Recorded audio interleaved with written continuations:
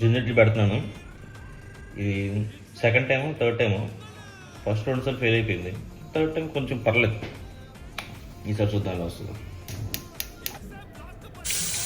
First ఇలాగ waste చెక్కంతా పక్కకు కోసి తరువాయి బాగా చెక్కాలి. ముక్కలు ముక్కలుగా చెక్కాలి.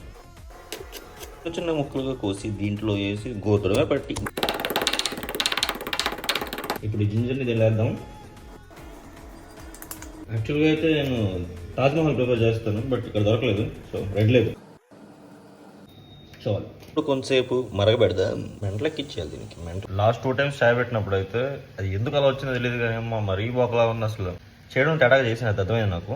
ఈసారి పర్ఫెక్ట్ చేద్దాం. Just do this. కరెక్ట్గా వస్తుందా? బ్రాండ్ అయితే వచ్చేసరికి కిలిమంజారో. కుకింగ్ చేసేటప్పుడు ఒక విషయం బాగా గుర్తుపెట్టుకోవాలి. పాయింట్ 1 ఏంటంటే, పాయింట్ 1 కాదు, పాయింటే అది ఏంటంటే, ఏదైనా కట్ చేసినప్పుడు లైక్